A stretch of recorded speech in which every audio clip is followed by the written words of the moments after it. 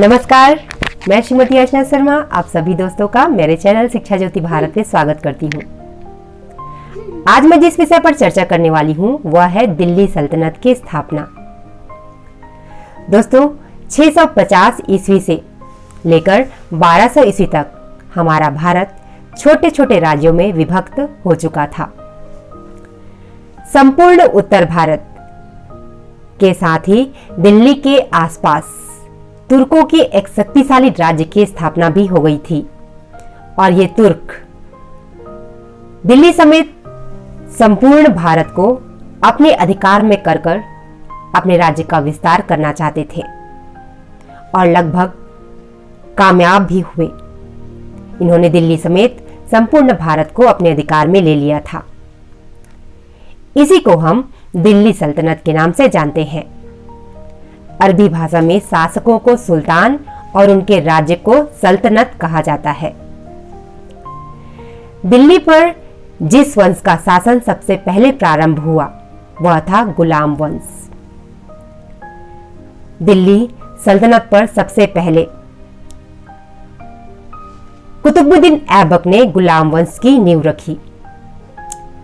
चलिए मैं आपको बताती हूं कि ये गुलाम वंश क्या है, क्योंकि गुलाम का अर्थ होता है दास।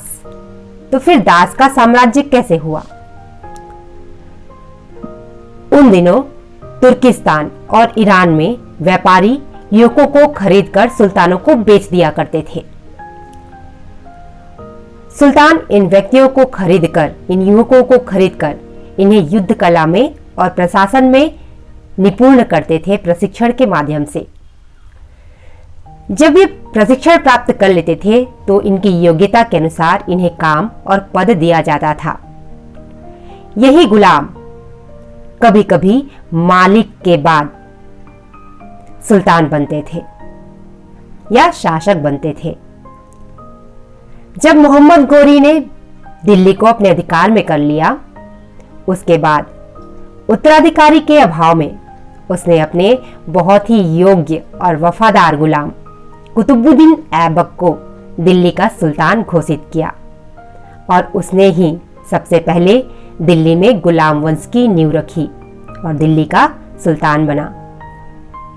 गुलाम वंश का शासन 1206 से 1290 ईस्वी तक चला। तो चलिए देखते हैं कुछ और रोचक और महत्वपूर्ण बातें गुलाम वंश के विषय में। दोस्तों, दिल्ली सल्तनत की स्थापना के अंतर्गत दिल्ली पर शासन करने वाले प्रथम वंश, जिन्हें गुलाम वंश कहा जाता है, को जानने के लिए हमें मोहम्मद गौरी के बारे में भी जानना होगा। उन दिनों भारत के उत्तर पश्चिमी राज्य अफगानिस्तान में तुर्किस्तान से आए तुर्क सुल्तानों ने अपना राज्य स्थापित कर रखा था। ये सुल्तान अपने राज्य को बढ़ाने के लिए आपस में लड़ते थे। इन्हीं राज्यों में से एक था गोर, जिसका सुल्तान था मोहम्मद गौरी।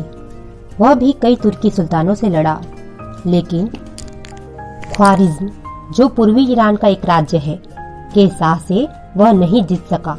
इसलिए अपने राज्य को बढ़ाने के लिए उसके पास भारत की ओर बढ़ने के अलावा और कोई उपाय नहीं था।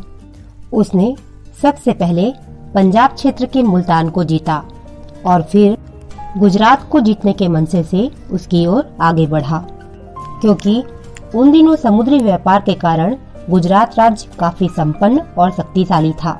लेकिन गुजरात के राजा मूलराज द्वितीय ने उसे सन 1178 ईस्वी में हरा दिया। गुजरात में अपनी शिकस्त के बाद गौरी ने सोचा कि उसे पहले पंजाब पर पूरा अधिकार करना चाहिए। पंजाब के शासक उन दिनों ताकतवर नहीं थे, इसलिए गौरी ने धीरे धीरे पूरे पंजाब पर अपना अधिकार जमा लिया।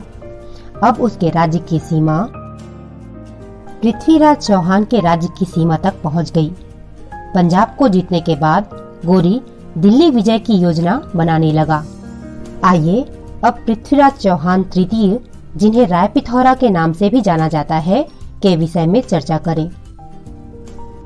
उन दिनों दिल्ली और अजमेर पर चौहान वंश के राजपूत राजा पृथ्वीराज तृतीय का, जिन्हें राय पिथौरा के नाम से भी जाना जाता है, का शासन था।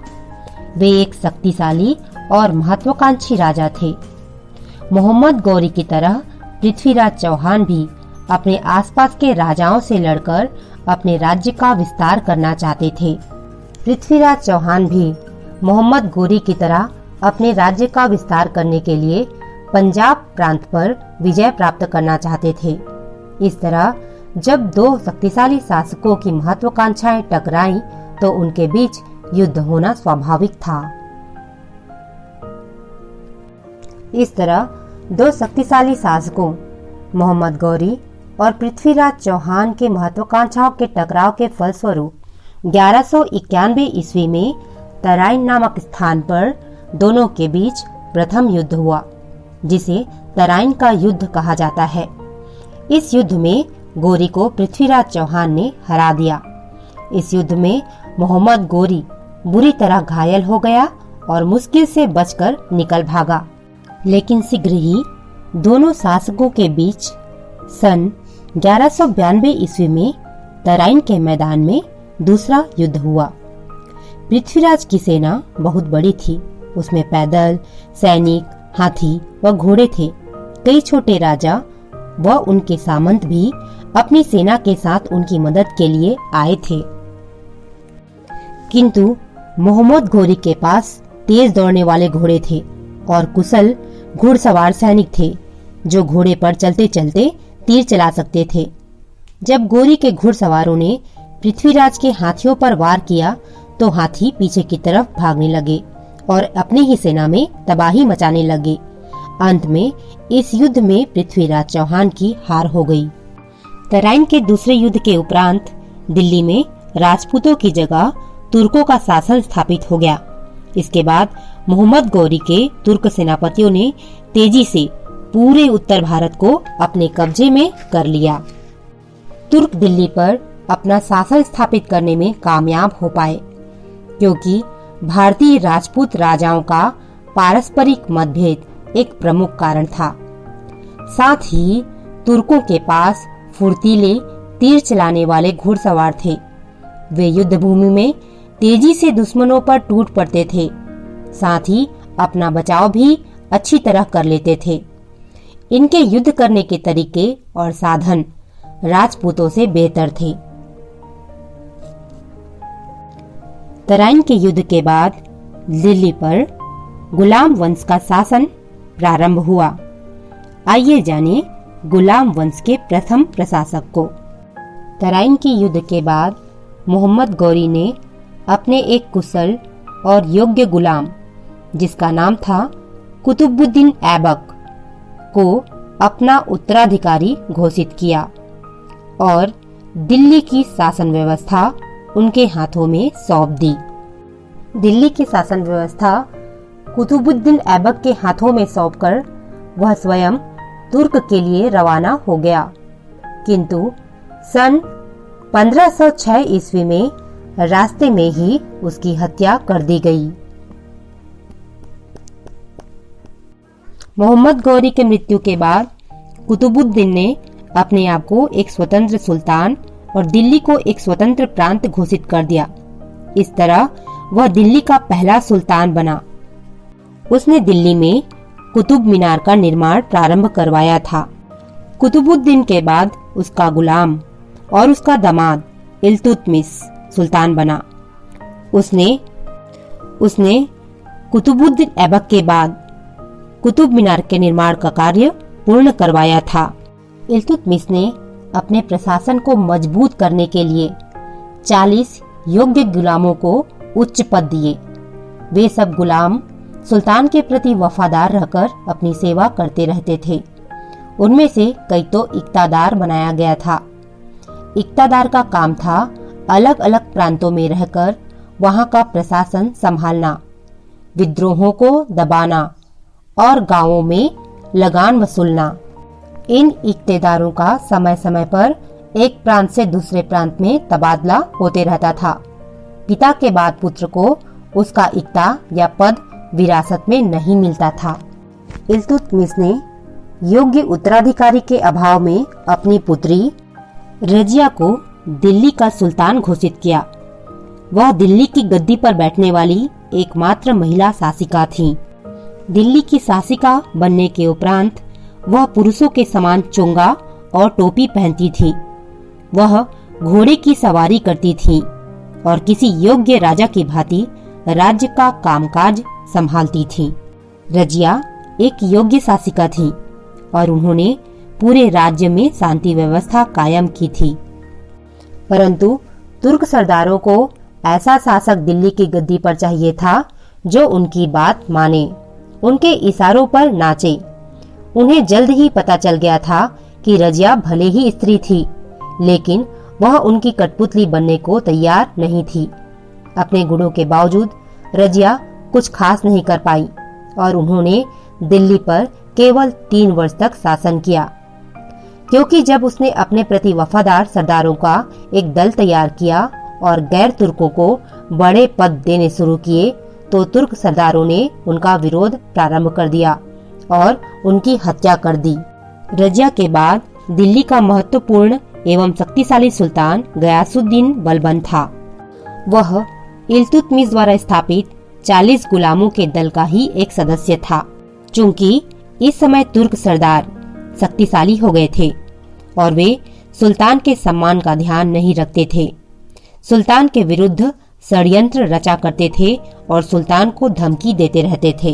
किंतु धीरे धीरे गयासुद्दीन बलबन ने दृढ़ता से इनकी शक्ति को नष्ट कर दिया और सरदारों को राजभक्त बनाने में सफलता प्राप्त की। बलबन शासक की निरंकुश शक्ति पर विश्वास करते थे। उसने अपनी स्थिति इतनी मजबूत बना ली थी कि सुल्तान की शक्ति को कोई चुनौती नहीं दे सकता था।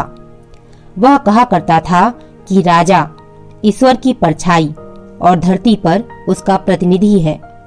उसने लोगों को सुल्तान के सामने सिजदा और पायबोस करना अनिवार्य कर दिया था।